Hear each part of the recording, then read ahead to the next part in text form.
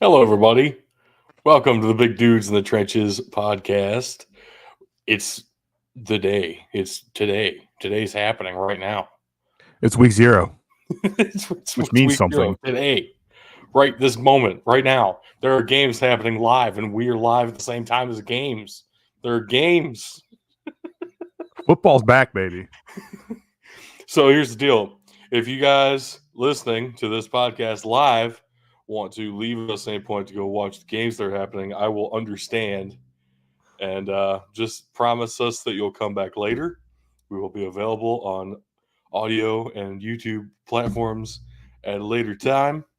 But enjoy the games as I have been all day. I watched qualifying in the morning for the F1 race tomorrow, and then I watched nothing but college football all day, literally sitting in one spot the entire day.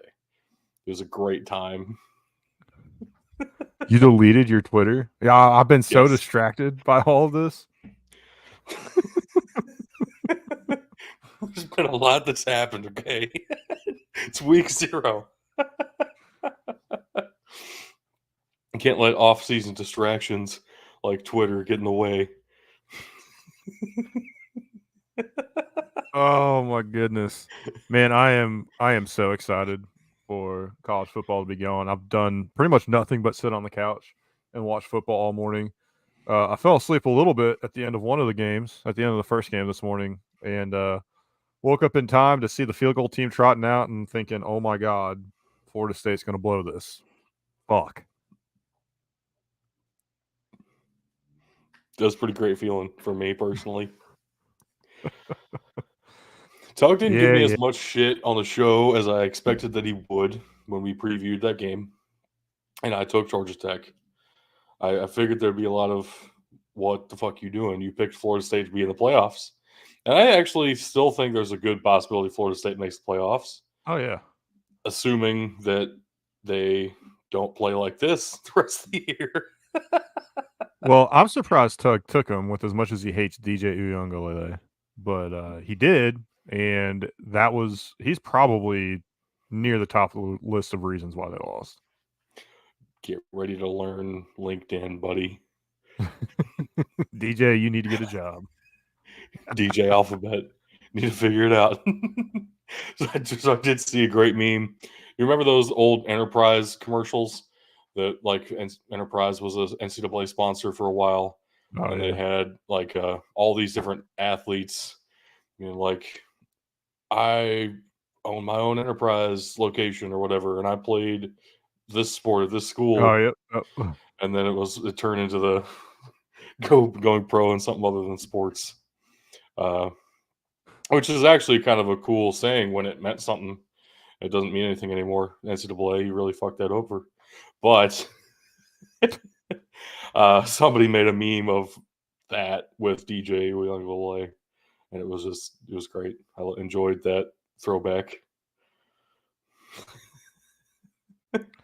And I'm just saying Nevada's winning 16-10, which we saw. Yeah. We were on upset alert earlier today as well for New Mm. Mexico coming out to play against Montana State. I got to think Let's Bronco Mendenhall turned that line into some bulletin board material for the Lobos because they looked pretty damn good that first half. let's go ahead and pull up the slides because we do have those games on there with our picks and everything. And see what we're talking about. In the meantime, started off, of course, with the FCS.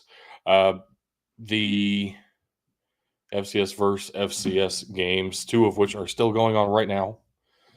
We all picked SEMO, who just forgot how to play offense. So that's been fun to watch. And by fun, I mean very much not fun to watch. No, it's been an ugly game. And then it's halftime for Florida A&M and Norfolk State, where Norfolk State came out to play. Surprisingly, I didn't know they had it in them. I don't think anybody did. This is incredible. Never seen them put up such a fight. Great job, Norfolk State. Start off the game. It is 14-10, Norfolk State at the half. But then we also have McNeese at Tarleton State. This is technically Tarleton State's first game as a full-fledged member of the FBS. Not FBS, FCS, Division 1. They're moving up from Division 2. They had been in that limbo of not being eligible for the playoffs for, I guess it's 2 years. And then now they're full-fledged members. They're eligible for the playoffs this year. Everybody's all hyped about them. They have a couple of preseason All-Americans. And then they decided it was okay to just coast in the second half against McNeese. They were up 6-7. And then McNeese had a chance to tie it with 10 seconds left, and they missed. McNeese missed the game-time field goal. That's brutal. Because of all the memes they had going on behind the goalposts. Nice. It was a Caddyshack meme for the one that they missed. There was a Kevin James giving the with the Tarleton State hat at one point. It was decent, but then the Caddyshack that did him in. Can't hit a field goal looking at Caddyshack. Oh, brother. I love college football. How can you not love college football? It's incredible. Everything about it is incredible. SEMO actually just scored. That's looking better for us. I didn't think it was possible. They said it couldn't be done. So it's 19-15 right now. Pending the extra point. Should be 20-15. Still not great. I don't know if this is North Alabama being better than I expected, or if SEMO is just straight up not a legitimate contender to even make the playoffs. Well, got a backup quarterback in right now, which isn't so different than how they operated last year. Same Right. starter went out, hurt his right shoulder last year, his throwing arm this year. He hurt his non-throwing shoulder. He's out. He's on the sideline. I don't think the team was ready to have to go to their backup week 0, game 1. Yeah.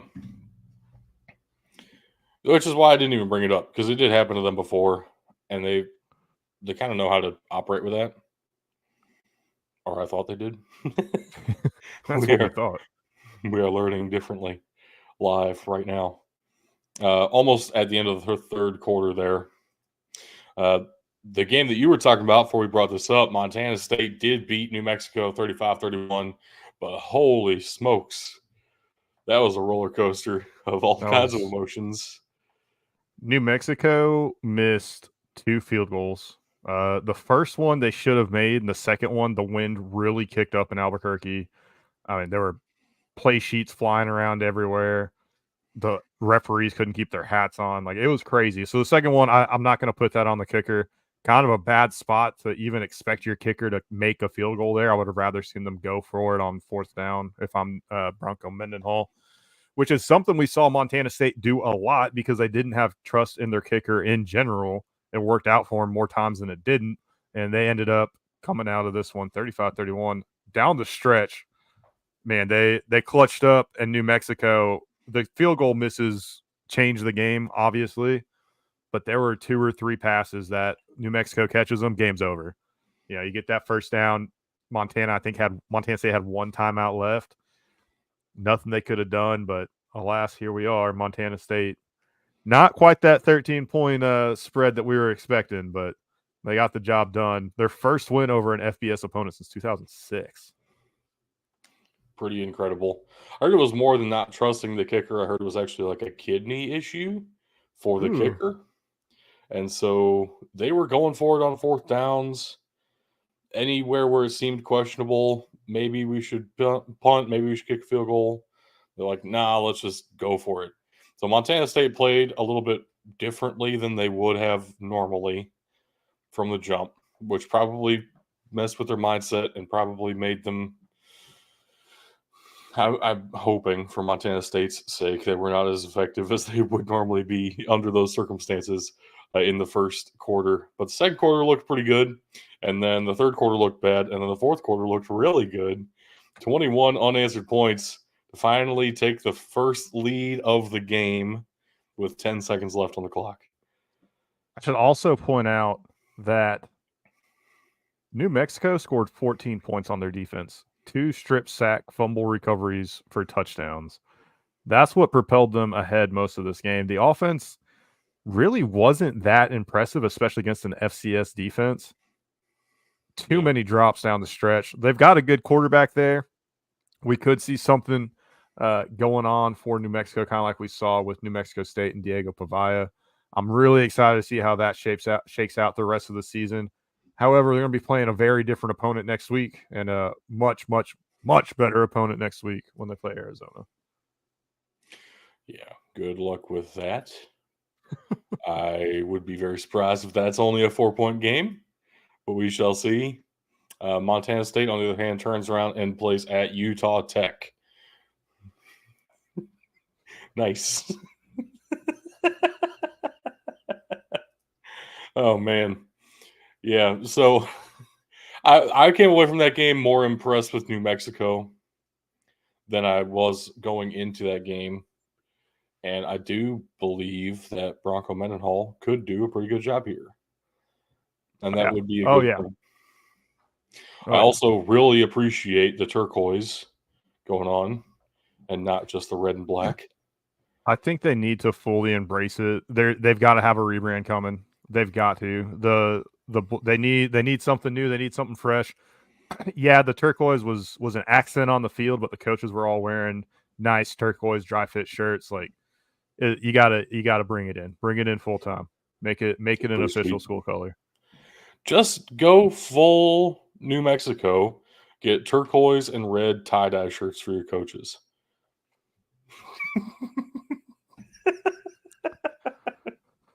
There's one other game on this slide. Let's talk about that and get to our last couple so we can get into our conference previews here. Delaware State at Hawaii does kick off 1 minute before the legal cutoff time for college football games because the NFL restricts them from being played starting on Sundays. So in the Eastern time. Yes. So it will be kicking off at 11:59 p.m. Eastern time in Hawaii. Delaware State, the team all made it. They should be okay. That was wild. I am wearing the Hawaii hat for a reason. Let's go Rainbow Warriors. They are 39-point favorites. Yeah. That number seems low for everything Delaware State's had to go through this week. Understandable. And then the two games we were most talking about at the beginning of the show, SMU Nevada is at half right now. Nevada is up 17-10. And must be said, Preston Stone not looking great.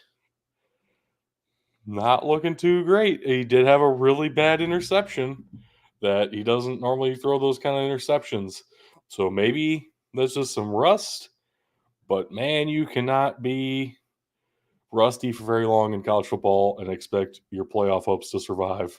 That's just not how the sport works. So you better get over it. I did not expect him to struggle against Nevada like he has, but I also just don't like SMU. And yeah, Nevada's at home, so I'm still happy with my pick. Hopefully, I got it right. We'll see what happens here. I still would be very shocked if Nevada actually pulls this off, but it would be kind of awesome at the same time. I don't feel good eating this Florida State L. I really don't. Yeah, that's pretty brutal. So a couple of things that I didn't expect, and then we'll get into the reasons why I picked Georgia Tech in the first place, because I do think that's a discussion worth having with you and not just with Tug a couple days ago. So something that I didn't expect were the absolute lack of a pass rush from Florida State. Now, logically, that would make some more sense than I was giving it credit for, because they once again built that defensive line through the transfer portal. And this time around, they didn't pull the same level of defensive end and defensive tackle out of the portal as they had been able to. You got to think the guys they were pulling before were FCS All-Americans, were all-conference guys. This iteration of the defensive line, they're pulling a guy from Georgia, but he was a guy who was struggling to keep his starting role. Well, you Yes, got to figure. you have a instant rebuilt defensive line, but it was not the quality of defensive line that we've come to expect from Mike Norvell, Florida State. And you got to figure too, they lost some guys as well. Dennis Briggs Jr. is now at Right. Illinois. Like there was nothing intimidating about that pass rush. Once, and the one thing that stuck out to me, and you brought it up in Discord, everybody should join us over there. Once they got through kind of the scripted plays on offense, neither offense really looked good. Like it worried me significantly for the rest of the games going on today because I was like, man, if everybody's going to struggle like this, understandably so, right? Like, don't get me wrong, it's first game of the year. But man, if every offense is going to struggle like this, it's going to be a long day.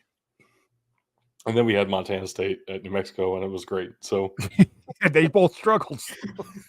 Yeah, they struggled, but it was awesome. They struggled in a good way, entertaining way, at least. Yeah.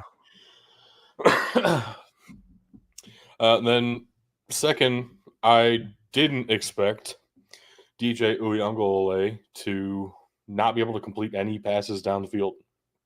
And I don't mean that hyperbolically. I mean that straight up literally, there were no passes completed down the field in this game. Now, Georgia Tech, I understand that. You're playing with Haynes King. He is a run first. If he throws the ball 12 yards, you're hoping and praying it makes it there because his arm strength is 7 yards. And you know what? It works for a certain kind of offense. It will not work in the NFL, but in college, it works in a certain kind of offense. Florida State, they just got off of having the ACC Player of the Year at quarterback. They had the guy who can nail 55-yard shots down the field on one leg because he's in the middle of getting sacked. Jordan Travis was insane. DJ Uyunglele has never been that guy. And yet there was some feeling that Mike Norvell could make him that guy overnight just because it is Florida State. I don't know that DJ's been that bad either, though. Like, this was something else, man. He wasn't that bad at Oregon State because Oregon State doesn't play the kind of offense that requires him to be great. And so it covered up his flaws. Clemson, in really the 1 year that he was the unbridled starter at Clemson, there was still this lingering feeling of we can't judge him too harshly because we just got off of potentially the greatest college quarterback of all time. Yeah. I don't know that he's ever been a guy you would look to and say that's one of the best players in college football. And everybody kind of thought that he might come in and be that just because. I fell for some of that too. So we'll see how he's able to progress through the season. And I would assume that he is able to. But holy smokes, that did not go the way that I thought it would. The reason I picked Georgia Tech was because of the advantage that I saw on the offensive line. Georgia Tech's offensive line I knew was going to be decent. Their head coach is a former offensive line coach at Georgia Tech, former offensive lineman at Georgia Tech. Very much focus on that. And, I mean, just look at the recruiting they've been able to do. Look at the way they played last year. This offensive line plays nasty. They're legit. Florida State's, I had questions about because even with the team last year, the undefeated team last year, the offensive line was never considered to be one of the strengths of the team. Well, and that's why Jordan Travis didn't finish the year. Right. And then, two, I knew that Georgia Tech, the way that they played football, the way that they controlled the clock, was going to be something that was going to be very difficult for Florida State to have an answer for. They love to run the ball, as Brent Key said post game interview. Phenomenal quote. Love that. Run the ball. I mean, they went on there was a point there they were on an 8-minute drive. Uyunglele's on the sideline warming up because he hadn't been in a game in 30 minutes of real time. So that's the kind of offense I thought Georgia Tech would be able to bring to this.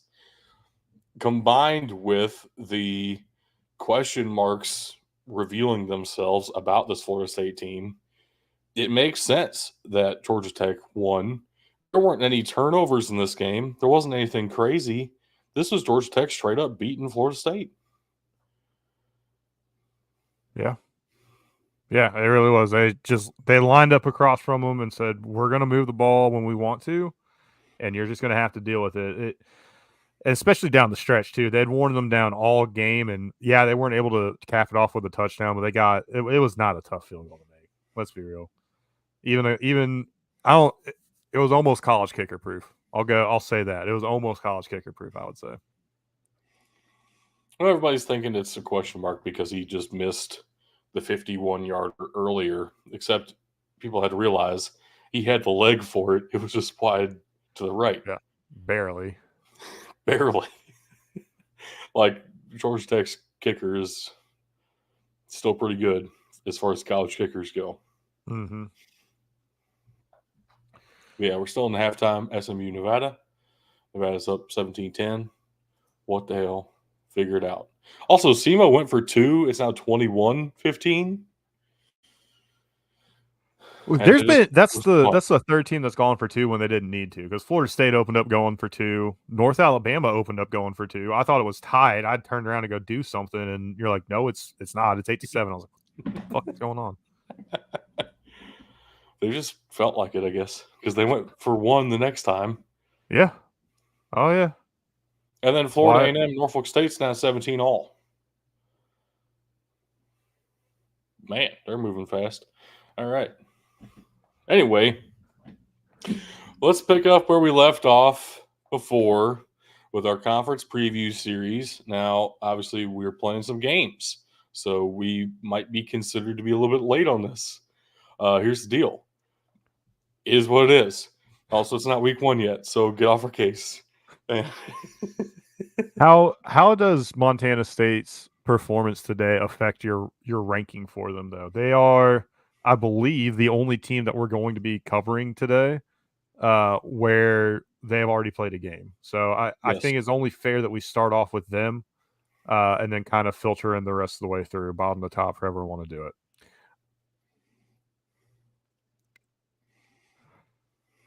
Can they get past Montana, though? So I just threw them a national championship contender tier. That's the first team that we've ever done that with, actually, in this series. So that's pretty cool. And I just threw them up there unceremoniously. Here's the thing. They won by 4 in a game where they didn't actually play very well for significant chunks of the game against an FBS opponent in the FBS opponent's house, several miles away. And some pretty shitty conditions as well. Some pretty shitty conditions. And they answered the biggest question that people had about Montana State last year, which is how are you going to handle adversity? And Montana State really didn't do that well with adversity the past 3-4 years now. They got smacked in the mouth by a New Mexico team that basically the entire country expected to roll over and die to this Bobcat squad. And they kept coming back. So I understand it was uglier than people thought it would be. I don't attribute that to Montana State not being that good. I attribute it to New Mexico having a legitimate future with Bronco Mendenhall that people were discounting. And to me, this solidifies more than anything Montana State as national championship contender at the FCS level? Well, I think if we start there, and I think those are all great points. I am concerned how their lack of a passing game is going to affect them. They put up some good passing stats at the end of the game, something we didn't touch on. One of the reasons they were able to drive down the field so easily is because New Mexico was giving them 10 yards off the line of scrimmage. Even the announcers were like, if they don't press them, they're going to die by, it's going to be death by 1,000 paper cuts because you run 2 quick plays, clock stops for reset. Like, you don't even have to spend a timeout. Mm-hmm. At the FCS level, obviously, and in college football in general, you can afford to be a little bit more one-dimensional, especially if it's a strong running game. I am curious how it's going to affect them down the stretch. And I'm most curious how it's going to affect them against their biggest rival, the runners-up from last year, and I'm talking about Montana. I think it only makes sense to go to them next. Do we think they have a shot at making it back to the national championship game, or are they just more of a playoff team right now? Because we thought it was going to be a great game between Montana and Montana State last year. And talking about rolling over, Montana State did that before halftime. Yeah, I think Montana is potentially still better than Montana State. Like, it's these two teams in the national championship contender tier out of the Big Sky for sure. In some order right now, and because Montana State played today and Montana did not, I want to put Montana State ahead of them. That's dirty, but all right. I approve. Recency bias.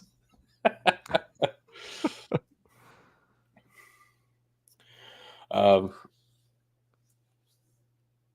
really just curious how Montana State's going to carry what they learned today with them through the year. And I'm really curious how it's going to reveal itself at the end of the year when they are facing off against the Grizz. They had a fantastic season last year, but oh my God, were they overmatched against South Dakota State. Yes. Well, everybody was. So we saw a pretty good game. We saw actually, yeah, that's true. Southern Illinois played them relatively well, and who was it? South Dakota State, Villanova. I think so. Yeah, that was actually a decent game, wasn't it? Yeah, I remember right. My thing is, we're getting ahead of ourselves. We can talk about South Dakota State later. With Montana, I think the biggest thing is going to be how are they going to come out this year? I don't remember what happened to their quarterback. I don't remember what happened to their running back. That offensive line obviously was a massive thing for them last year. How much turnover did they have in those 3 areas? Those are probably the biggest 3 for them. Their defense kind of took care of itself. They outclass a lot of the teams they play, especially in conference play to begin with. Who are you talking about? Montana? Montana, yeah. I will say they still have Junior Bergen. There you go. And they are a contender for the best defense in the FCS. Alongside the Dakota States. Right. So those two things together, your team's going to be pretty good. I actually don't know who their quarterback is. I have no idea.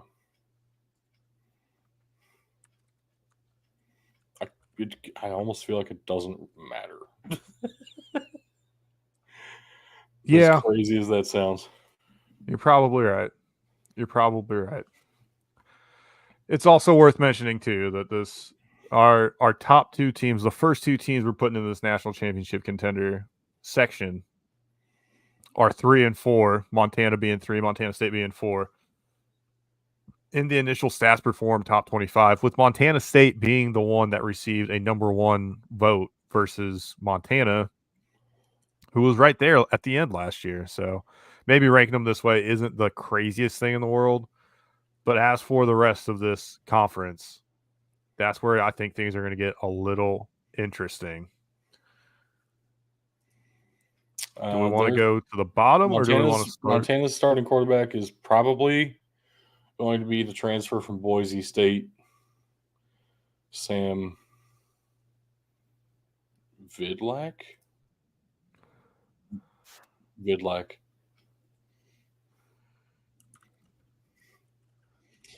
Let me check it out.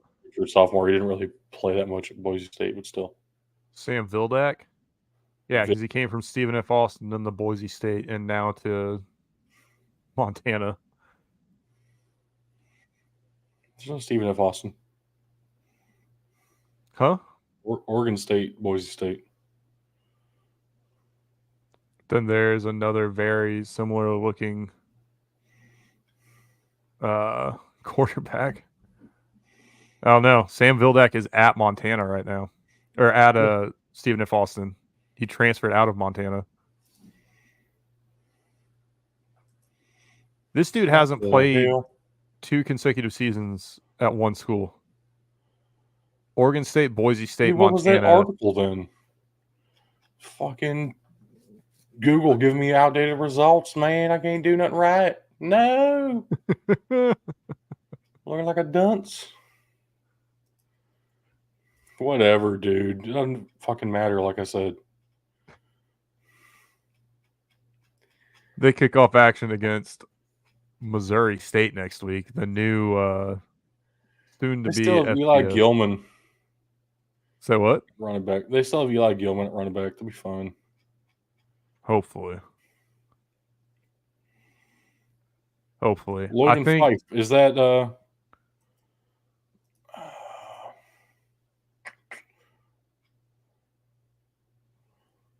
I don't know. Maybe I'm nuts. Don't I recognize that name from somewhere?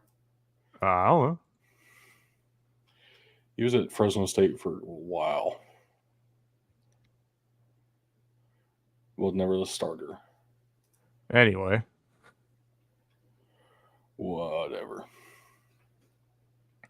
Let's keep going on down the line here. We could go with the last. Let's jump to the bottom. Let's jump to the bottom because I think it's very easy.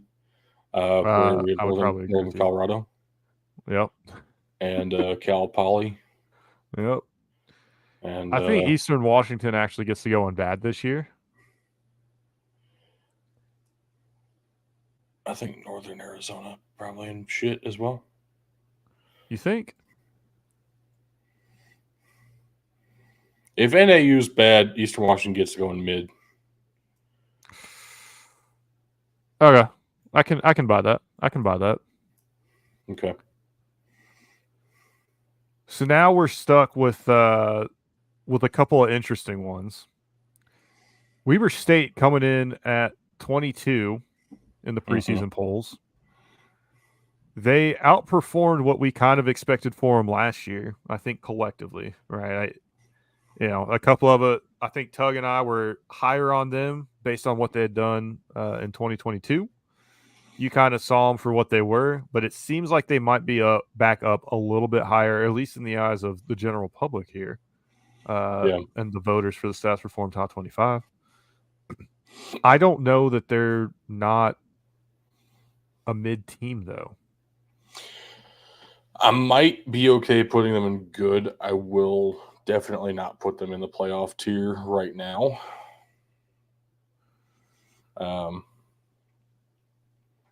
But if you're okay with mid, top of mid feels pretty good to me. That sounds about right to me. And I think the big thing is when I look at what's left, I think Sacramento State and Idaho, they've got to have that conversation of being in that good to playoff team region again. Both teams in the top 10 inside the Stats Reform Top 25. They both have a pretty good home atmosphere, especially Idaho playing in that dome out there. Mm-hmm. But what I'm curious about is that leaves us with Idaho State, Portland State, and who is this? Cal. It's not UC Davis. UC Davis. Okay, so make it easy for you. Idaho State gets going bad as well. Portland State should be back into bad too. Yep. Yeah, I mean, realistically, that's probably where Idaho State's going to be. but they had a couple of stunning games last year. I wonder if they're going to be able to build off of any of that. I would love for that to be true. I would love for them to be good. Um, I just don't know. I don't feel. Not feeling it. Fair I'll go enough. to the top of bad. That's fine. We are down to some ranked teams now. Yep. Now, my big objection to UC Davis has usually been feels like everybody falls in love with UC Davis for like they're phenomenal at this one thing. Yeah. And right now it is their running back. They have potentially the best running back in the FCS. They still went like 500 last year. 7-4. Like they do this all the time. They lose to everybody who we all at the preseason think might be ahead of them. Maybe UC Davis can break through this year. They lose to all those teams like every year. I don't see that being a playoff team. And here's where the conversation gets really interesting, right? Obviously, UC Davis. So final ranking last year, they were ranked 24th. They're ranked 18th to start this season. A team we're going to talk about later, that's Southern Illinois, SIU. They went 8-5. They had 5 losses going into the playoffs, or 4 losses going into the playoffs. UC Davis had 4 losses and got left out because of the strength of their, or no, they lost in the first round. A lot of people are going to sit here and say, well, how is one better than the other? UC Davis only had 3 losses going into the playoffs, and they lost in the playoffs. I don't think that UC Davis plays the same competition. I think we're really seeing that as we have all these teams laid out already. Idaho barely snuck out of a home game in the playoffs last year. Sacramento State, fun ass game though. that was a great game. Game It was a great game. Sacramento State, they surprised a lot of people. I don't think anybody really expected them to be as good as they were last year with everything that they lost, and they still came out and performed well. UC Davis still had a lot of question marks, and that's why they were such a bubble team going into the playoffs, going in pretty much all season, right? Everything that you just said exemplifies what UC Davis was last year. I feel like it's the same way again this year.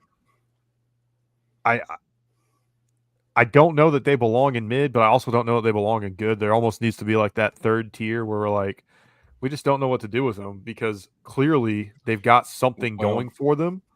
But at the same time, you look at the rest of their conference, there's a reason why they're going to have that going for them. I think good is that in-between tier because it sounds like what we're both saying is they're not really a playoff team, but they're better than a lot of other teams. Let's put something good. I think Idaho and Sacramento State are playoff teams. I would agree. And that would mean UC Davis gets to be that in between. They get to be that bubble team again. And kind of to your point, everybody keys in on one thing that they do better than anybody else and continue to work through that. So kind of like what I said earlier, I wonder if there is going to be a way that they break through and have that season everybody's been hoping and wanting them to have the past 4 or 5 years. I don't know. It would take, at this point, it would take having a defense. Grow a defense, and you can make it to the playoffs, UC Davis. How's that? Figure out what a defense is, what that does. Then we can try in the playoffs again. Hell yeah. All right, move on now to the Missouri Valley Football Conference. The way ESPN has SEC bias, the FCS playoff committee has Missouri Valley bias.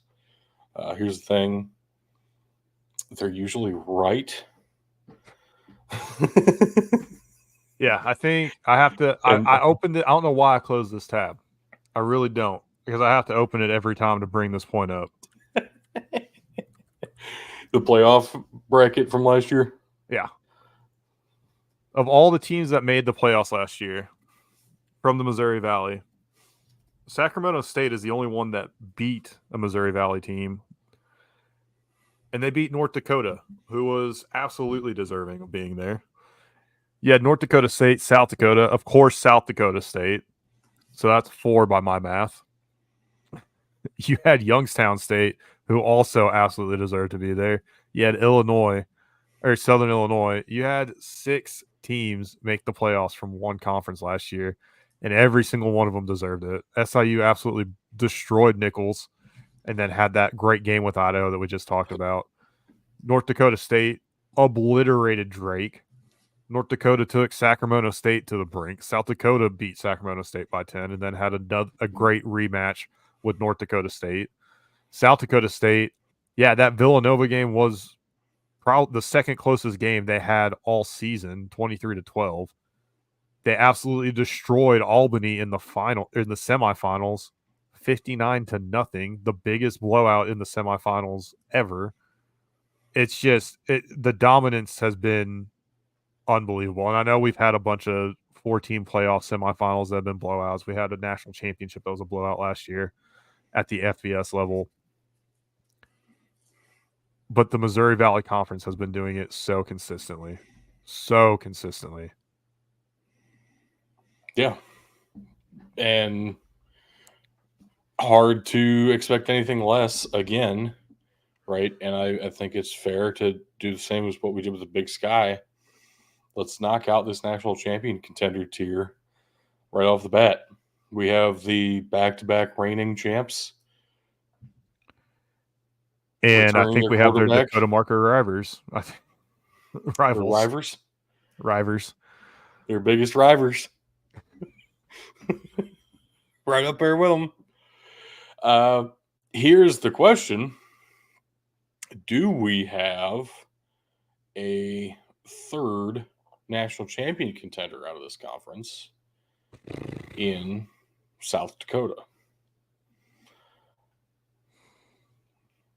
Or do we put them in playoff team and just say there's really 4 teams that can win it this year?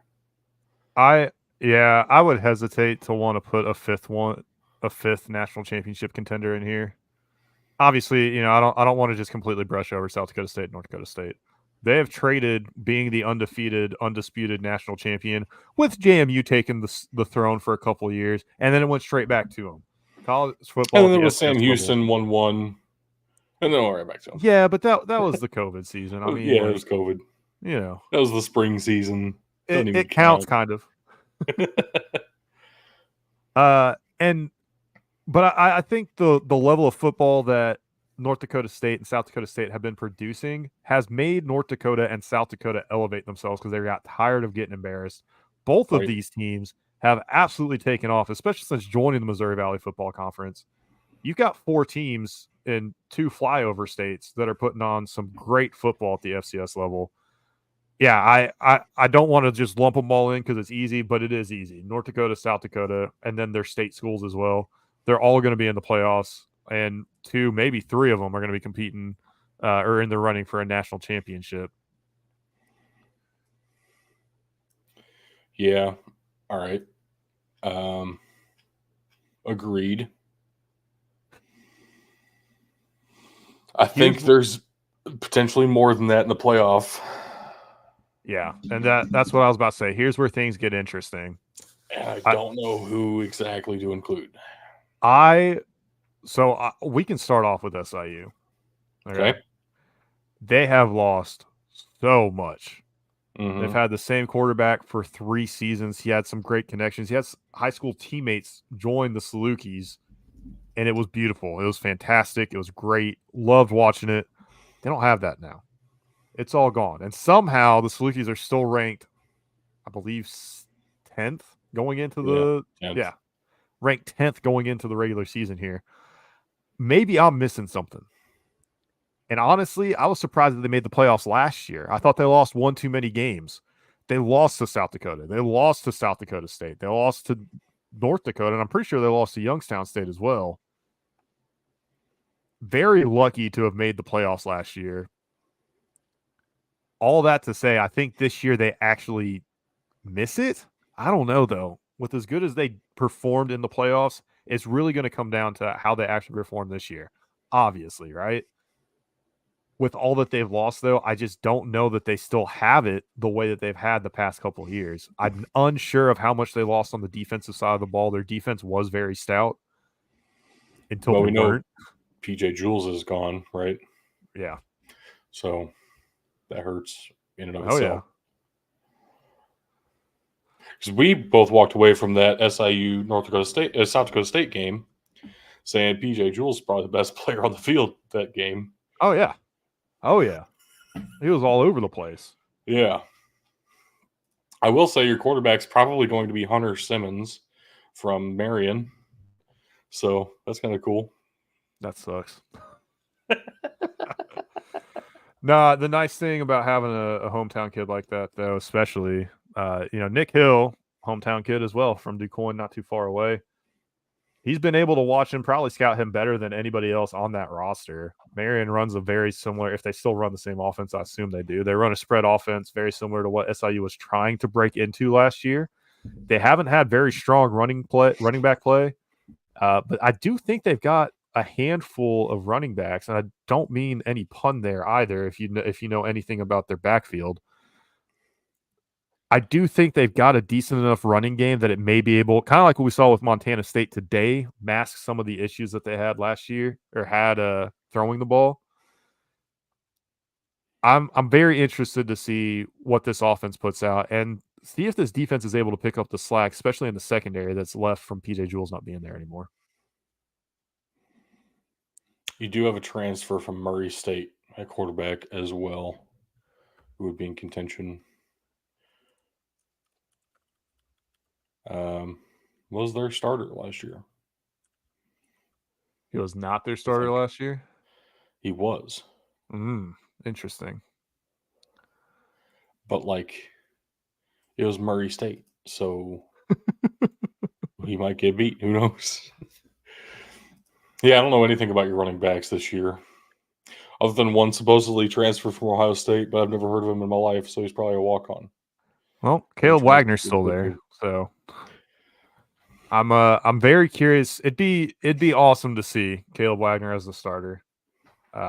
He broke Derrick Henry's record for rushing touchdowns in a game in Florida, I believe. It was one of Derrick Henry's records, high school records, and he did it with one hand. He was missing his left hand from his forearm, midway through his forearm down. He scored a touchdown last year. He was a redshirt freshman this year. You don't redshirt a guy like that unless you have plans for him in the future of your offense and of your football team. So I'm very interested to see specifically how he loops in and how that running game is going to affect the Salukis this year. Because like I've said already, losing the starting quarterback Nick Baker from last year, that's huge. I think I agree with you that they're going to be on the outside looking in this year. But I still think they're going to be more than 4 out of the Missouri Valley. And I think the next one then comes down to, are we talking Illinois State? Are we talking Youngstown State? Are we talking both? Does UNI sneak in there? UNI had some tough losses last year. They're still a very good football team. They did have some tough losses last year.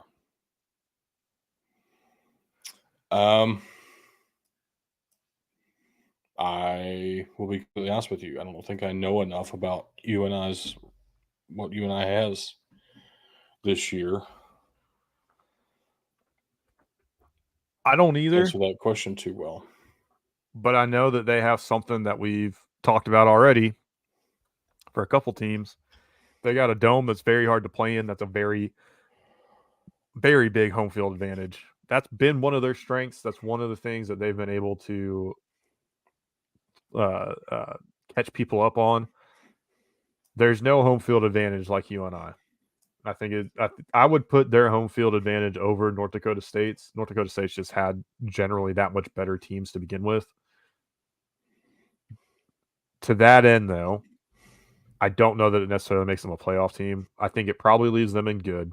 I think we're looking at Youngstown State as probably our other playoff team. And then I'm ready to have the conversation of whether or not we think Illinois State is a playoff team or if they're just in that good look outside looking in as well. Here's my issue with Illinois State then too, though, is I like individual players. I don't know if I like the entire team.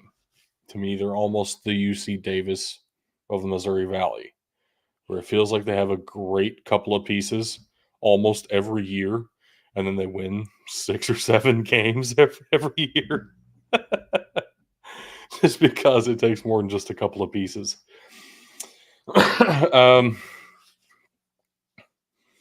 I would be comfortable putting Illinois State in good. I'm good with that. And maybe even behind SIU. Here's the real question, though. Mm-hmm. I think Indiana State we just need to put them in bad and be done with it. There's not a ton else to talk about them on the football side of the house. Even though they hosted their first ever super regional, and that's awesome for the baseball team. The football team, their basketball team is interesting again, thanks to another white dude out of nowhere. Yeah, with massive goggles, and shame on the NCAA for keeping them out of the tournament. And then we've got one team that's new to the conference and one team that's leaving the conference. Murray State, Murray State's their second year in the Missouri Valley. They're going to be bad again. It's Murray State. It's okay. We can take it. And we have Montana State. Missouri State. Which, Missouri State. Not bad. If it were Montana State, that'd be fascinating. Get the Montanas in the Missouri Valley.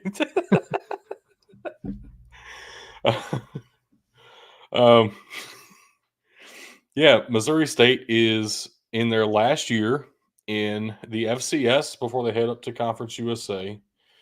Kind of the FBS wannabes of the FBS.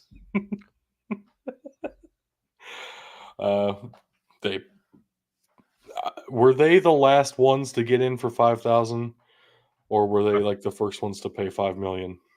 I think they're the last ones in. I think Delaware was the first to have to pay the $5 million. Yeah, for the privilege of moving up to the FBS. Which, where does that money go? It's just an administrative fee you pay the NCAA. It's really creepy. Nice being at the top. Just some random organization, some random NGO gets to take taxpayer money from these public universities at $5 million a pop to change a label next to their name. It's really fun. Anyway, my immediate reaction to seeing Missouri State here in their not eligible for the playoff season is they're probably going to be pretty mid. But here's the question. Are they going to play spoiler for any of these teams? Are they the reason that we see SIU and Illinois State on the outside looking in at the end of the year here? Who do they even play? What is their schedule? Let's figure that out before I start answering questions. Missouri Valley, Missouri State.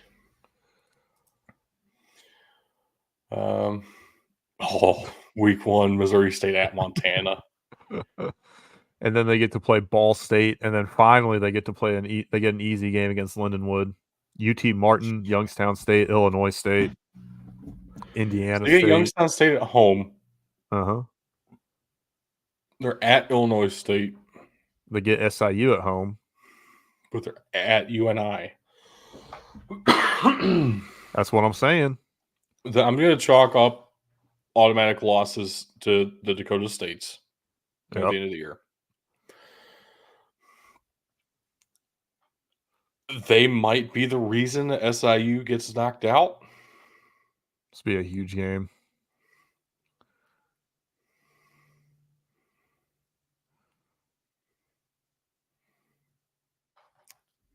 And then with Youngstown State beating them, maybe that's like one of the games that gets them in. I don't even know.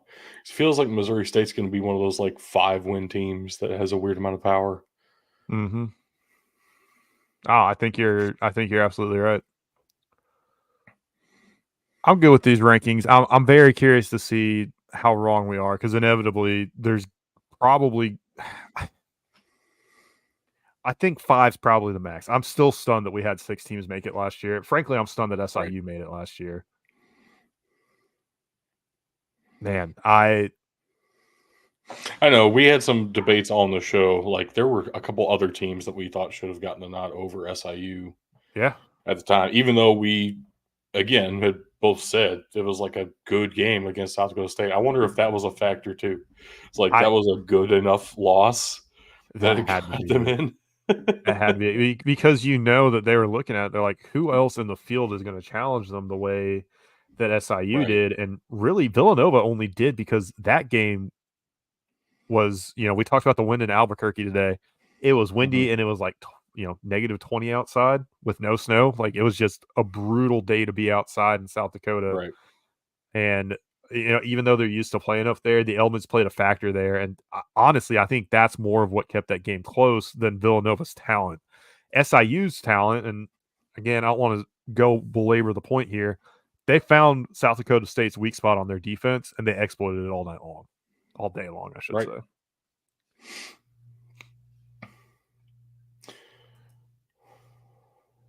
I kind of expect we'll get another Missouri Valley national champion, though. Yeah, I'm with you on that.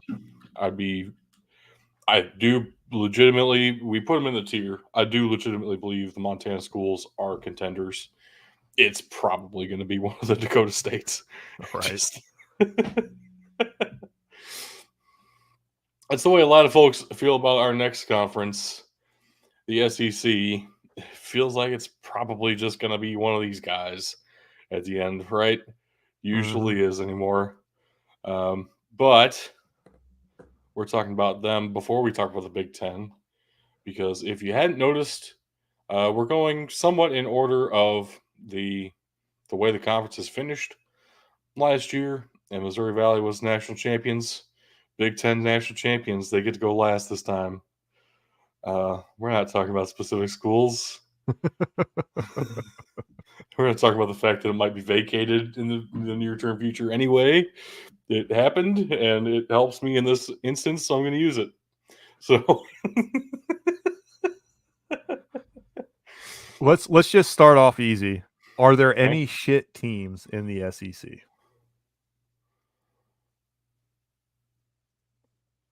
When compared to the whole of college football?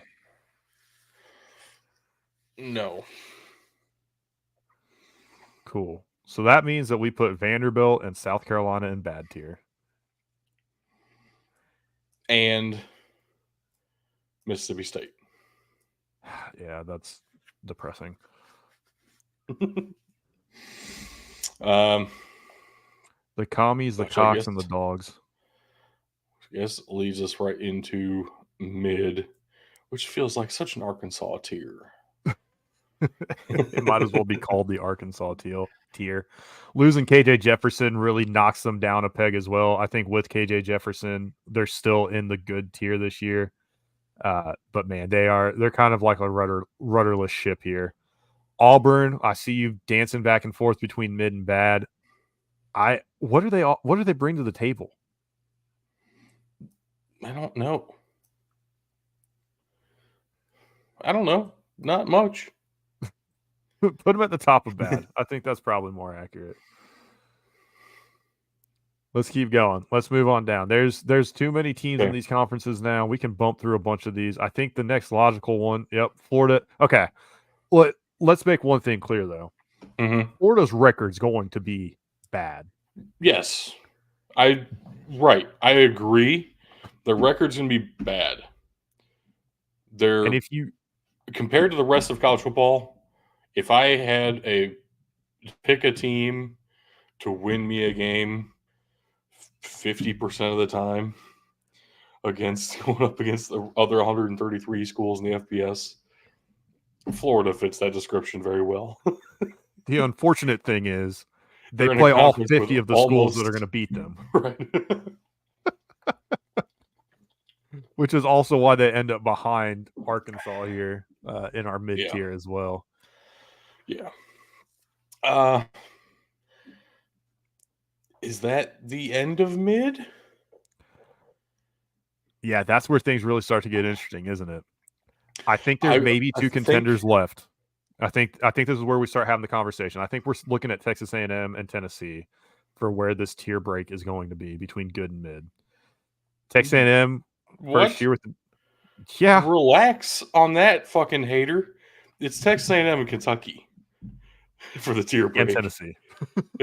Tennessee gets to go in good definitively. Fuck you. Yeah. By the way, UT gets to go in good, but not TEX. We'll talk about TEX later. UTEX. Look, I just real quick. The abbreviation UTEX. For those of you that don't know, we have had many conversations on this show about who is UT, who is OSU, because to me, right, well, we'll start with the one we're not talking about. OSU is Oklahoma State because they have an OSU logo. Their logo is OSU. It is not a block O with the word state across it. And apparently I was wrong. Our logo either, but it's fine. What does it say? Does it say Ohio State? I don't remember. No, it's usually just a block O. Whatever. So apparently I was wrong, and then I said UT, and apparently that was wrong too when I was talking about Tennessee. But wouldn't you know it, the SEC is on my side, and UT is Tennessee, and they have designated that Texas is TEX. Horns down. That's not a penalty anymore. I agree with that. Horns down. I grew up in Ohio, so of course OSU is Ohio State to me. If anyone calls Ohio State OSU, it was going to be people in Ohio. So I grew up thinking that way. And then I don't know. Tennessee hasn't been relevant since I've been watching college football. The last time they were relevant was 1998. Correct. So when everybody talked about UT, I just assumed they were talking about the UT that mattered, which was Texas. Who didn't matter until about 2 years ago anyway. Well, they mattered for a time when I first started noticing college football existed. And then they mattered again the last 2 years. So I just assumed that UT was the one that was okay at football and not the one that was absolute dog shit at football for the vast majority of my time, understanding what college football was. You got to give me credit. I'm an equal hater in that regard. To settle our debate that we were talking about, though, I think Texas A&M goes behind Tennessee, and Kentucky is probably ahead of Arkansas in mid. I think Texas A&M did the. I struggle to say they did the right thing with the coaching change. They still have boosters that have way too much control over how that program's run. I agree. Also, I'm thinking about this again. We're talking about this in terms of the entirety of college football. Kentucky's better than majority of teams in college football. I don't want to call them mid. In terms of the SEC, they're mid. In terms of college football as a whole, they get to be the back end of good. Yeah. That's where things get really interesting, though, because we got four teams at least that are going to be going good tier here. Where do we start talking about teams? Start at the top of what's left then, because I think we will agree at least one for sure. Georgia gets to go up in the national champion contender. Yep. And I think what we need to do too is we need to talk about this again, right? If you've watched college football at all today, you've been punched in the face with it ad nauseum. The 5 top-ranked conference champions will get automatically into the playoffs. Mm-hmm. What we are saying is that Tennessee, Texas A&M, and Kentucky are going to be good teams this year, but they are not conference champion contenders in the Mhm. SEC. They're also not going to get into the playoffs on their own merit. The only Right. path for them to the playoffs is by winning the conference championship. So it's also a little bit of a different tier in and of itself in that they're good. They're better than most of the teams in their conference. And this is potentially the only way they're getting into the play, but this is potentially the only way they're getting into the playoffs. So with that in mind, I think the one team that fits that probably the best is Missouri. See, here's where it gets even trickier, though. Missouri's schedule shakes out as such. They actually have a legitimately good shot of making it to the SEC title game. Right. They are probably the one team hurt the most by doing away with divisions and with this conference expansion because they had been in the weaker half of the conference for so long. Even still, they play Vanderbilt, Texas A&M, Auburn, Alabama, Oklahoma, South Carolina, Mississippi State, Arkansas. They play 3 teams that are better than our mid-tier. Like, Right. definitively, the vast majority of their schedule is not good. Right. It's very possible Missouri is like a 11-1 team going into the conference championship weekend. So I would say this is where the tier list gets even trickier. If they were playing the same schedule as Florida, they would be in the good tier. If they were playing the same schedule as Tennessee, they might be in the playoff team tier. But because they're playing the schedule they do, I think that puts them in the conference champion contender tier. Yeah.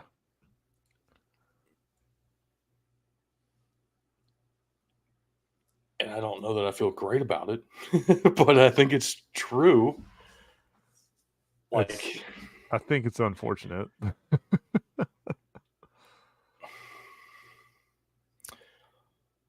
Yeah. So we got 5 teams left. Alabama with the new head coach, LSU, Mhm. Ole Miss, perennial missing the playoffs team, potentially benefited by this new playoff format. The newcomers, Oklahoma and Texas. And I think we talked about both of them a fair amount here. I think it's time we just rip the Band-Aid off.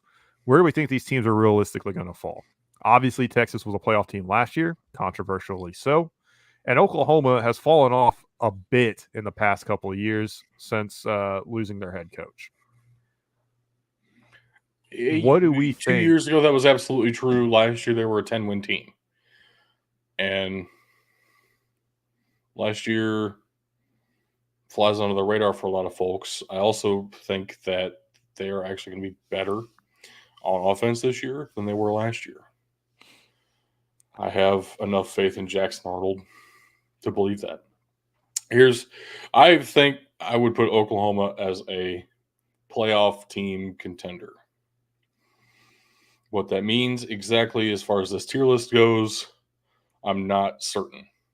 Because does that mean they go at the top of good? Does that mean they get to go in the playoff team tier? I think they probably go at the back end of it because let's be real here too. Okay. There's going to be some SEC bias here, Right. and I think that's also going to play into Texas's favor. The brand that they have, I think Mm-hmm. they're going to be, I think, automatically in that playoff tier, especially with the So, names that they've got on that offense. logistics question here. Is the conference champion kind of above playoff team? Like, are we saying the conference champion contender tier is better? I think we are saying that. I think we should have it this way. Nothing like changing it at the last minute. Fair enough. Yes. Doesn't like it. Even better. Change the colors. Where'd it go? Here it is. All right. That's more like it. Because here's what I'm thinking. Texas, a lot of people are going to want to throw them into the national champion contender tier.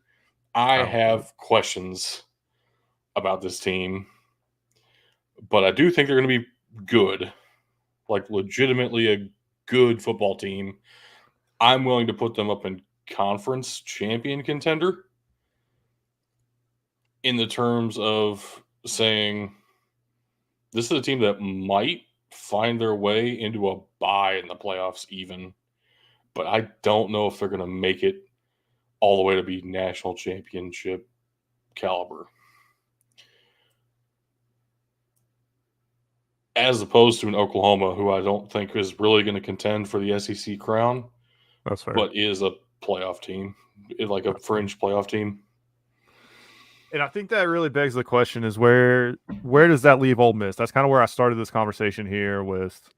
Yeah. We've got a team that in the past 10 years, since we've had the 4-team playoff format, they've been one of those fringe teams pretty consistently.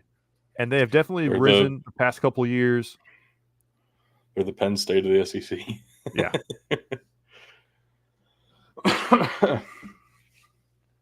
Do we see them as a playoff team, though?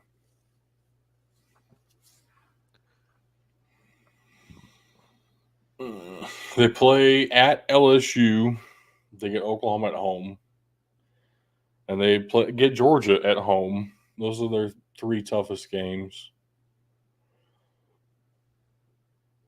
I think they for sure win everything else. And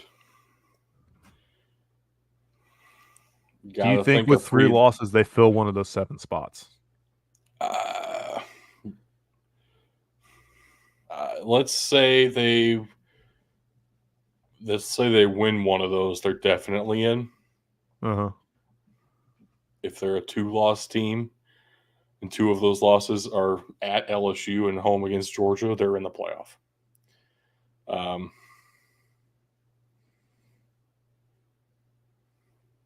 I think I want to put them ahead of Oklahoma, actually. Okay. So that leaves us at another interesting crossroads here. Yes. LSU and Alabama. And what do you do about these 2 teams when you compare them to the rest of college football, to their own conference for that matter? Alabama,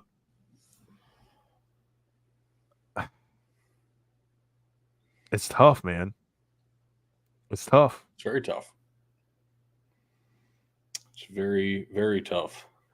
Because it's filled up, and I'm going to be honest, 5 teams, an automatic bid plus 4 at-large qualifiers sounds wild. We aren't saying that that's how it's going to shake out. We aren't saying that's what's going to happen. But I do think there's going to be a lot of conversation around the 4 teams we have up here already, not including Georgia, and the 2 teams we have remaining.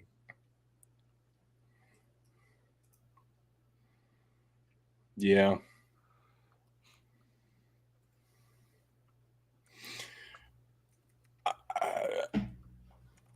If everybody stays healthy, everything goes according to plan, in my eyes, Alabama is still a conference championship contender.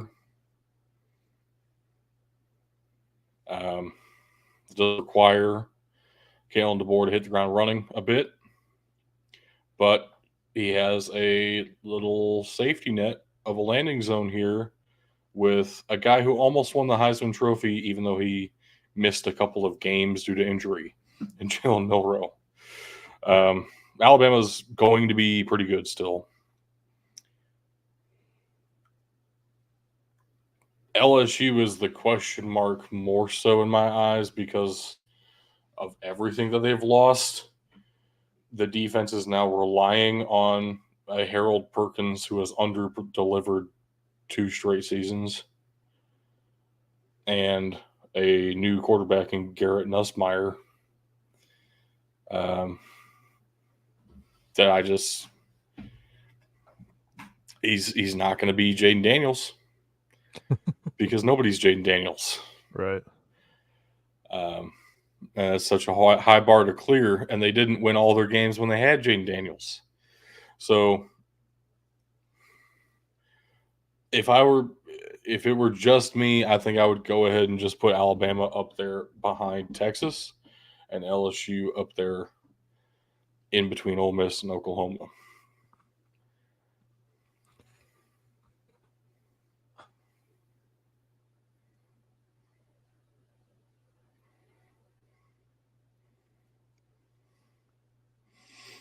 What do you think about that?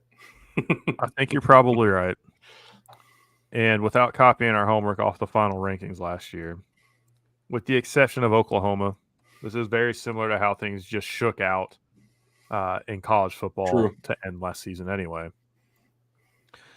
Now, obviously, there's a lot of turnover from year to year in college football. That's why the final rankings don't necessarily reflect that. But it is very, very interesting that we've kind of come to this conclusion without even really mentioning the final rankings from last year.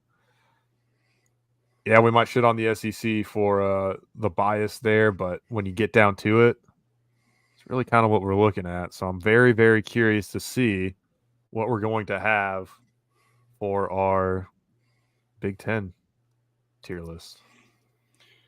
Speaking of, get down to it. Now, I guess let's start with the same question you asked me about the SEC. Are there any shit teams out of the Big Ten?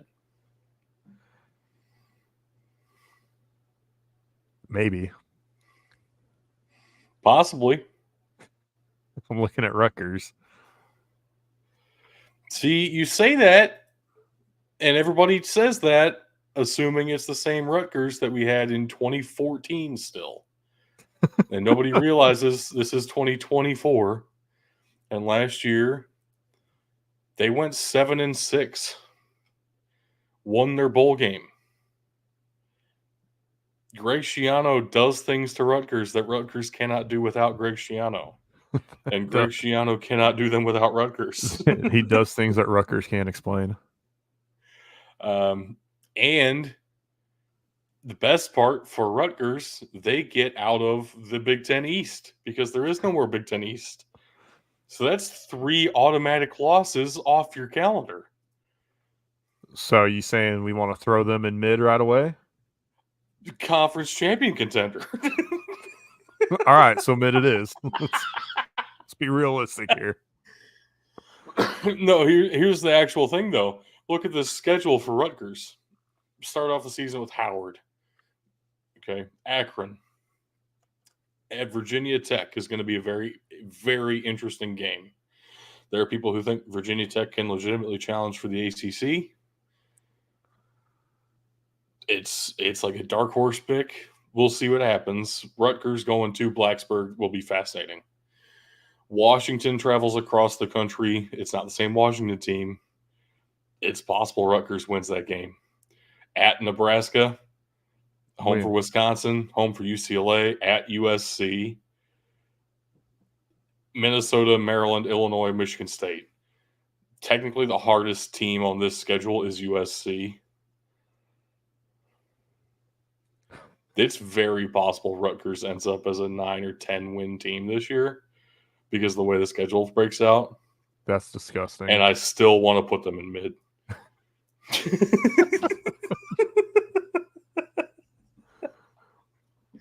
You were just over here. It's not the same Rutgers, but they're still. Well, they're not like legitimately good. I'm not going to contend that they're legitimately good, but we can't pretend that they're shit just because they're Rutgers. Just being Rutgers means something different when Greg Schiano's the head coach of Rutgers. Fair enough. I think there's 2 more teams that potentially could end up in that shit realm, and I really don't believe it when I say the first one here. So I'll just throw Purdue out here. I think they're probably in mid or bad. But when you think about the worst teams in the conference, they're definitely always in that conversation.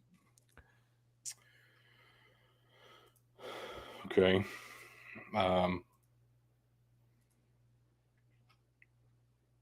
See, that's the hardest. That's the hardest one for me. What was the other one? Northwestern. Indiana, probably. Really, the more I think about it, I could probably throw out Indiana, Northwestern, and Nebraska. Well, Northwestern has David Braun at head coach now, and remember how last year everyone assumed they were going to be like a 2-win team, That's and true. they were a 7-win team. So I want to put Northwestern up in the mid as well. The team without a home. That's Kansas, but That's not entirely true. They have a home. It's just not very big at the moment. It's their practice facility. And Wrigley Field. And Wrigley. Indiana is fascinating because they have Kurt Signetti and essentially the transfer squad of Sunbelt All-Stars. I don't know how Indiana's going to do this year. I have almost no idea how to rank them. Purdue, on the other hand, went 4-8 last year and lost a bunch of pieces. Like, that's kind of brutal. I'm willing to put Purdue in bad. Okay.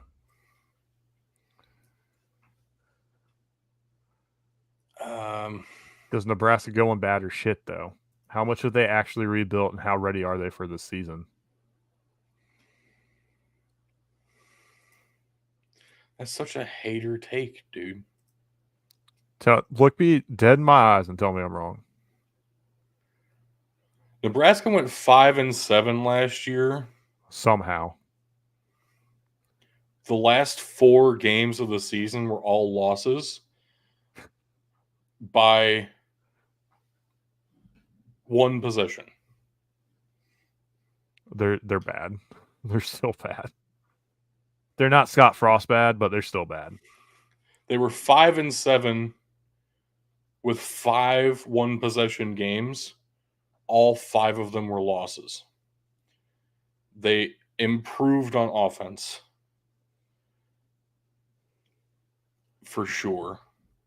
You saying you want to put them in mid? Yes. Okay. I'll take your even word ahead for of it. Northwestern. Oh, easily. I didn't even, easy.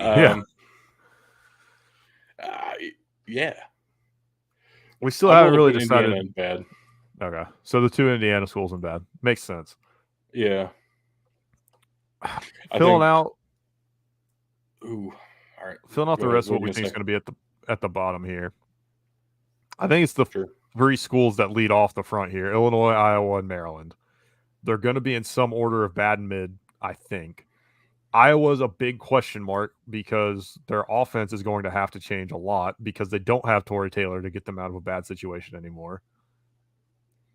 I'm very, very curious what your thoughts are on them because I can't see putting them in good unless you've got some compelling argument. Okay. Let's consider for a moment that this is a 10-win team last year with the historical, statistical, provable worst offense of all time. This was a 10-win team. Who's that an indictment on, though? That is an indictment on whoever was the quarterback last year for Iowa. That's who it's an indictment on.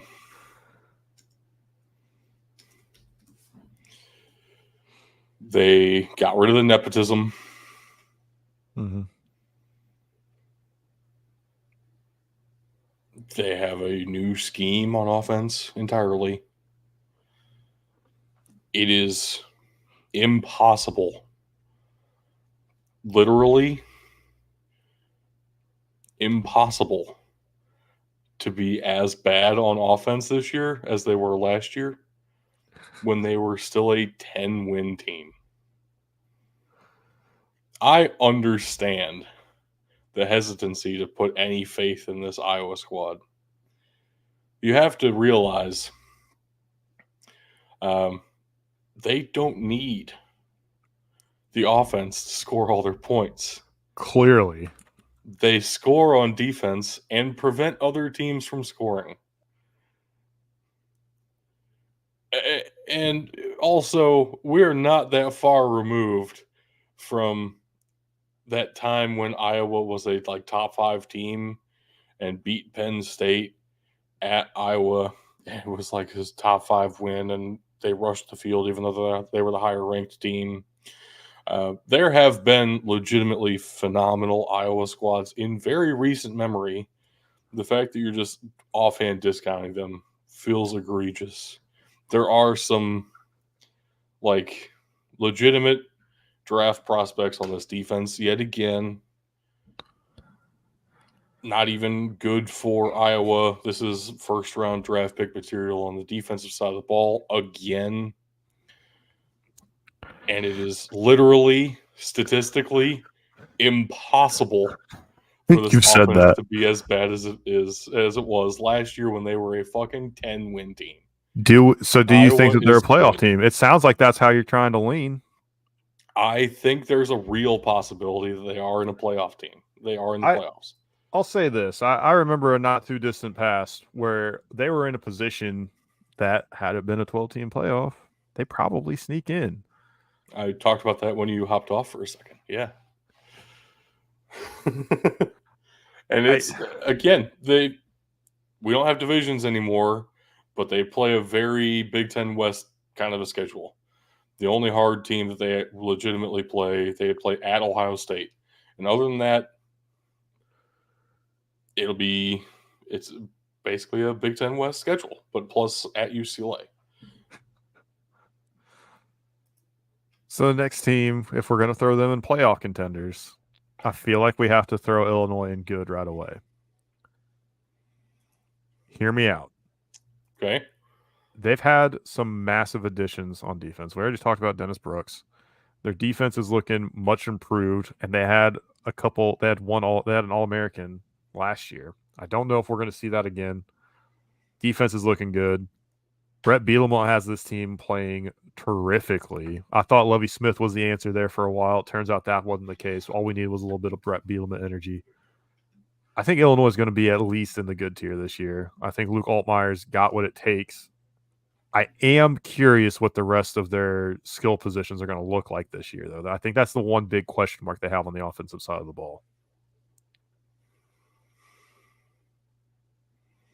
I think this is almost a similar conversation as what we have in Florida, though, where we have a team in a tier that is not going to be reflective of their final record because they're going to lose some games this year, even with those additions. I'm okay throwing them up there. It's fine. Because I'm not a big hater like you are. What's next? You're going to try to convince me that Maryland belongs in shit? No, I think Maryland probably goes in bad. This is a perennial bowl team. Can't fucking miss a 7 or 8 win season, and you want to put them in bad. They go in mid. They go in fucking mid. Now, here's the big question. Do we want to save the teams that we think are conference championship contenders, national championship for the end? Because obviously we have the defending national champ. If we just kept going down the line, Michigan is the next one on our list. Well, I say let's talk about, we have 2 more who are kind of in this range of not really that incredible, and then we'll get into some interesting conversations. So I'd say let's talk about Minnesota and Michigan State, and then we'll talk about the Pac-12 additions, and then we'll get to the traditional powers, the big 3 that of old in the Big Ten. How's that? Works for me. So Minnesota loses Callie McManus. Is that actually a loss? Minnesota fans will tell you it's not. They bring in Max Brosmer from New Hampshire, and Minnesota is fascinating this year. I want desperately to believe in Minnesota. I have a hard time actually putting them in good, but I think that's possible. They're probably in mid. Fair. I think they're ahead of Rutgers. Again, I think you're a Rutgers hater. That's fine. Michigan State brings over Jonathan Smith from Oregon State. He brings with him a few players from Oregon State, and it's going to be a bit of a rebuild, I expect. At the same time, Jonathan Smith is really good at that. So it's very possible they play up in mid already this year in his first year with Michigan State. I don't think I can put them any higher than that. I would agree. Like even probably at the back end. It's a pretty big mid tier in the Big Ten. That's fair. Yeah. It feels about right. Well, and I think there's another team that we should probably throw in there, and that's UCLA. Yeah, that's fair. I can put them ahead of almost everybody, though. Put them right next to Maryland. That's like another perennial 7-8 win team. That, yeah. Why don't we have Illinois ahead of all these guys? Illinois should be like down here. You relegating them to mid? Wisconsin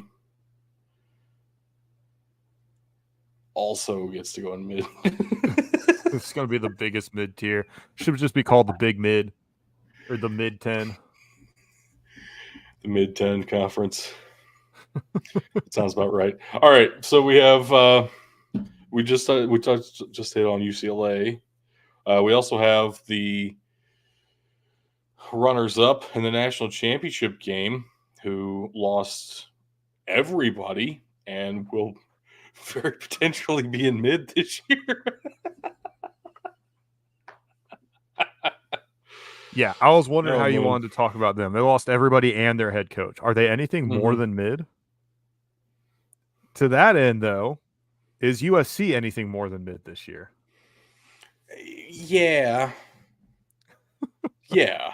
USC's good. Okay, we'll throw them USC right in gets mid. to be good. Are you committing Washington to? Let's put them middest of the mid. Let's put them right in front of Illinois. Yeah.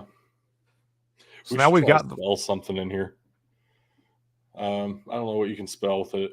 W, 2 M's, 2 N's, an I, an R, and a W.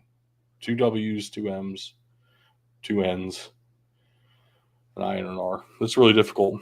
I don't think you can spell anything with that. We'll figure it out. We are left with Michigan, Oregon. Penn State's logo looks like an O, and then, of course, the big block O of Ohio State. These are probably the four teams that everybody's been talking about the most as being playoff contenders, national championship contenders. There's three teams here that I think people have mentioned in some light as a national championship contender. I think where we should start, though, is with Penn State, the team that everybody kind of brings up as they would have been the biggest benefactor of this 12-team playoff for the past however long. Do we think they cash that in this year? Do we think they are a playoff team? I do believe them to be a playoff team this year.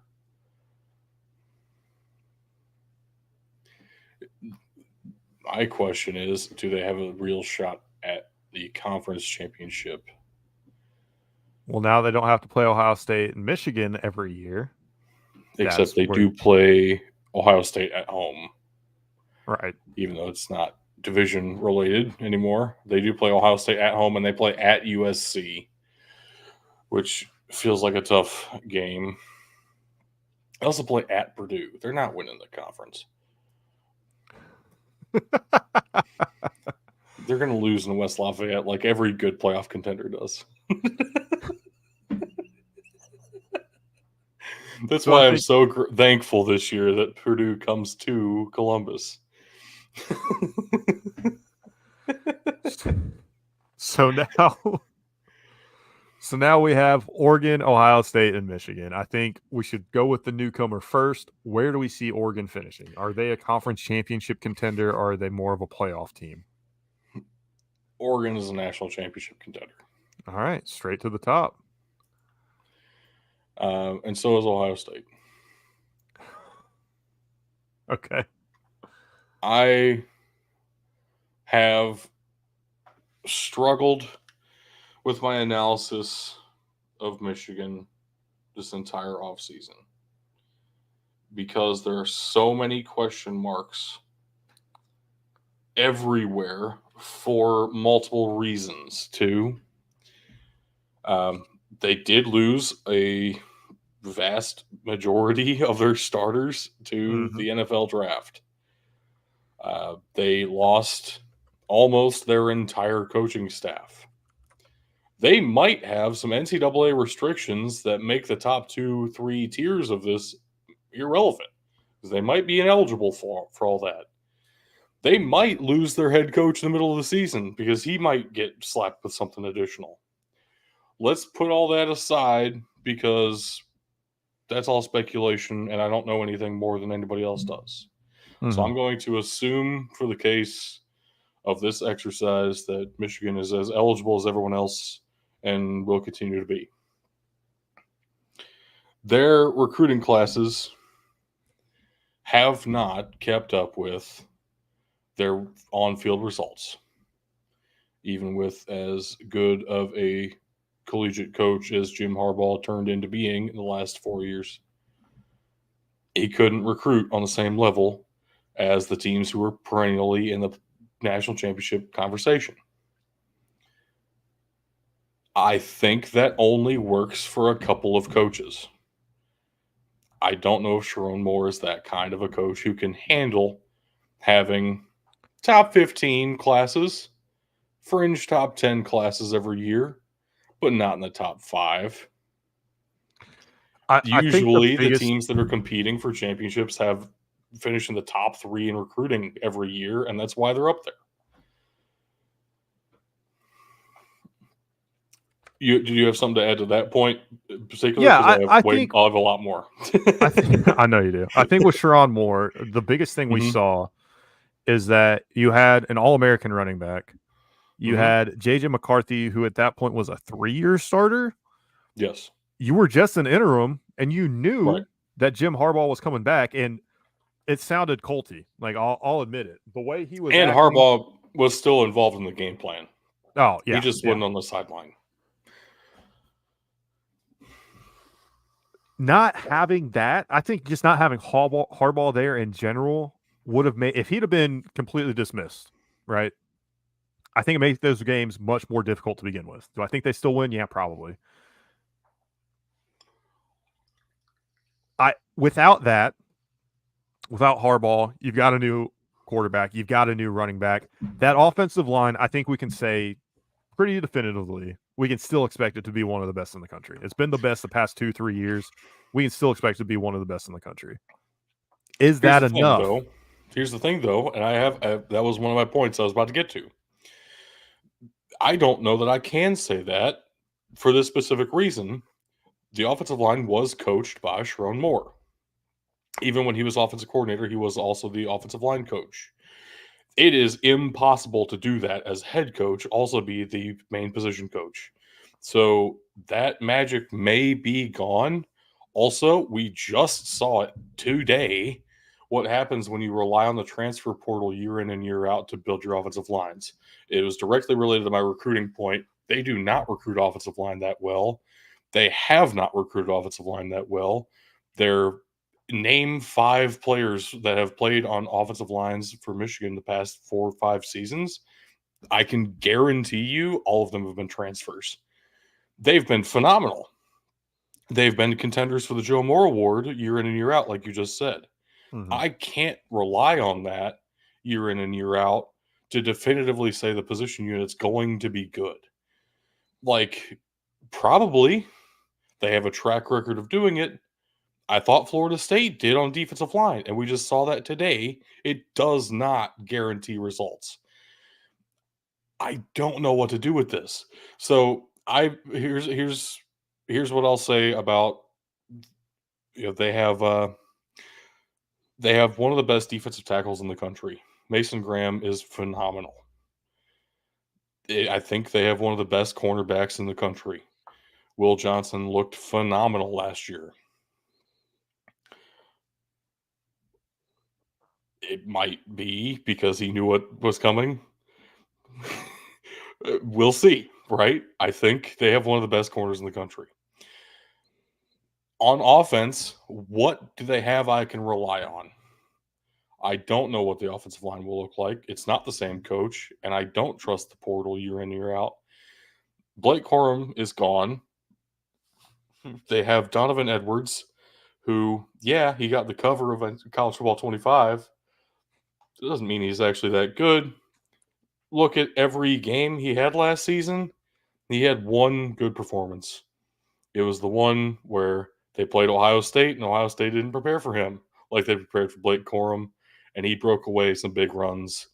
Other than that, he really didn't perform that well, and he hasn't the last 2 years. Then you look at the quarterback situation. J.J. McCarthy's gone. You starting Alex Orji?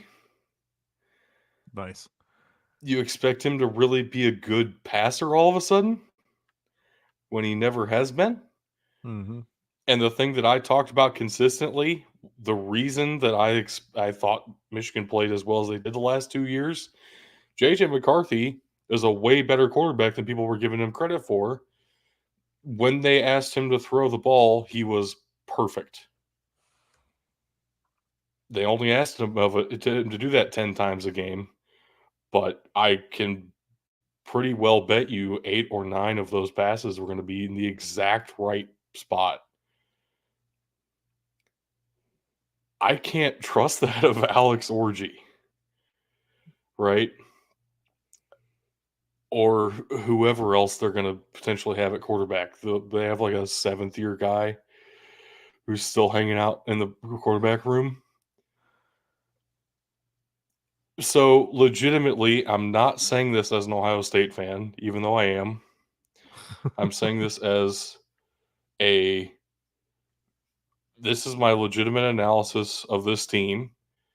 There is a very real possibility that they are a conference championship contender. There is also a very real possibility this team goes 6-6, and I don't know what to do with that. I'm.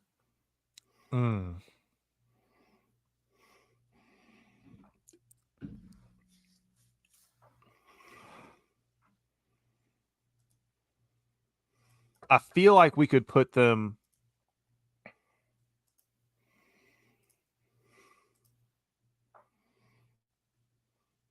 It almost feels wrong, right?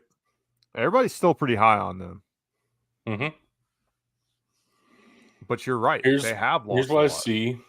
Here's what I see in the schedule.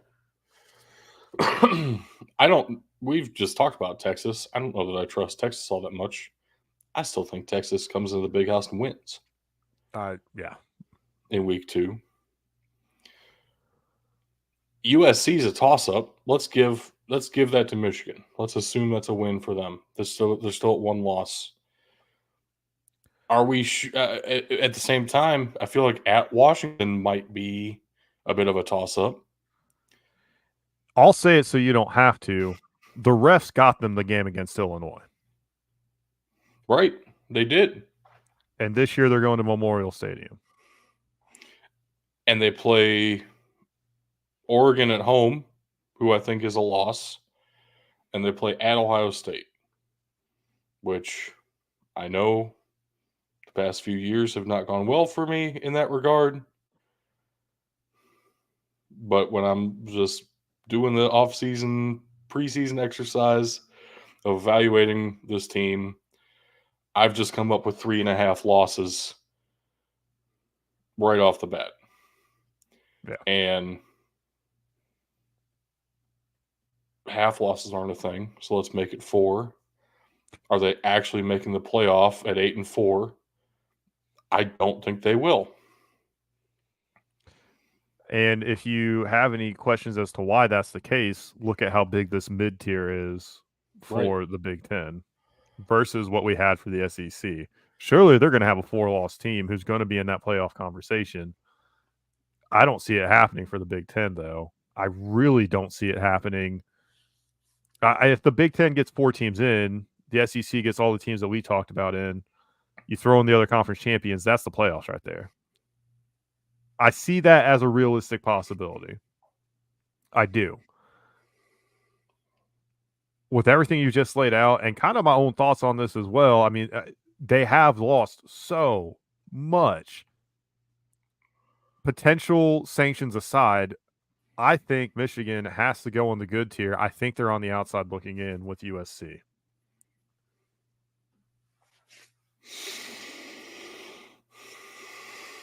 And we can even put them above USC just to say, you know what, maybe they are going to be a playoff contender. But it's weird having our conference champion contender empty here. But I think it's a 1-2 race between Ohio State and Oregon, and unfortunately, both those teams are also just national championship contenders as well. I also think that it's true if it were Ohio State versus either Iowa or Penn State in the conference championship, I would pick Ohio State. And if it were Oregon versus either Iowa or Penn State in the conference championship, I would pick Oregon. So I'm just not going to say that they have I wouldn't pick Penn State to win the conference. Yeah. In these scenarios, I wouldn't. I feel like that was a very impassioned speech to end up putting them right in the heart of everybody else that we've talked about with Michigan. But they're the reigning national champions.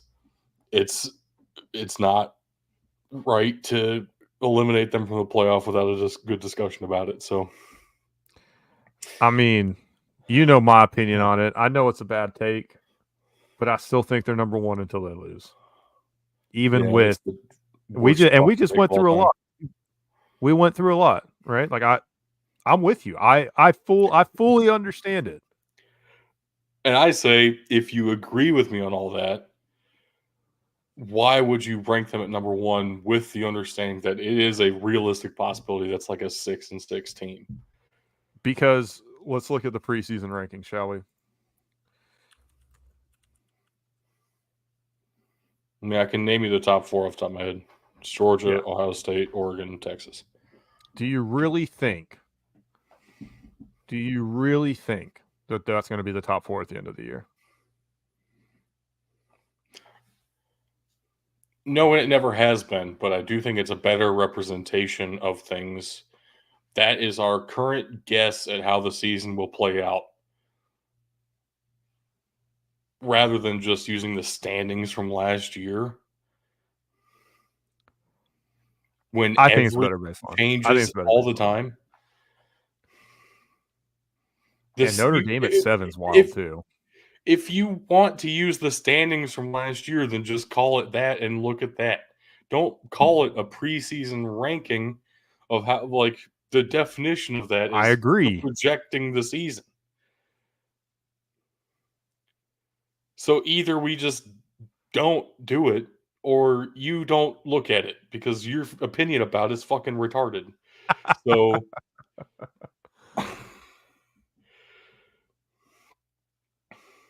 I enjoy having top 25s early in the year. Fucking sue me. Stop it. Get some help. SEMO won while we were having this debate. 37-15. They shut down North Alabama in the second half. Looked a lot better for them there. Florida A&M held off They came back on Norfolk State and then held off a comeback attempt by Norfolk State to win 24-23. Speaking of 24-23, SMU is up with 2:23 left in the game, 24-23, and Nevada SMU has the ball. Nevada's up. Sorry, I misspoke. SMU has the ball. Yep. It's going to come down to the wire. I can't wait. Which, speaking of that game, I say we get off here and go watch the end of that, and then get ourselves ready for Delaware State at Hawaii if we can figure out how to watch it. Spectrum pay-per-view. Stream East, here we come. Yeah, I'm gonna do some Googling and see what I can figure out. That's the plan on that one. Before we get out of here, everybody, we got a bunch of links down in the description. Let me read them off for you, what they're best for. We got patreon.com/BDT football. If you want to support the show, donate to us, help us be better here. You can also check us out on twitch.tv/Big Dudes in the Trenches. Check out our live streams there. You can like it for free, or you can subscribe and kick us a little money that way as well. You can check us out on Twitter or X, however you want to call it, at BDT Football, Facebook /BDT Football, and Instagram.com /BDT_football. We have a website. We have a couple ideas of what's going to happen with that this year, but if you want to check out BDTfootball.com, be my guest. We might have some bloggers coming in there soon. Stay tuned. We also have our own email address if you want to shoot us questions before the show, mailbox@bdtfootball.com. Search Big Dudes in the Trenches on YouTube and check out the show there. You can watch the live streams later whenever you want. We're also live streaming there too if you prefer YouTube. And last but not least, we've been active on the Discord all day. Discord.gg/9 lowercase g capital X 3 PT capital G 36 capital E. I heard you guys talking about it at the end of the show. Tug sucks. If you come in and you come into our Discord and say, I got here by typing the link, tag me in that, and I will give you special access to different rooms in the Discord. That's my promise to you. It's glorious. I love it very much. Makes me feel good inside. Oh, man. Did you hear about my wooden car? Did not. It wouldn't go. That was really bad. Okay. I got another one. Okay. What did Mario say when he broke up with Princess Peach? I don't know. It's not you. It's me, Mario. Okay. All right. That's fine. I'm still offended at your preseason poll takes. Should we do Tug's thing and get out of here? I just want to leave.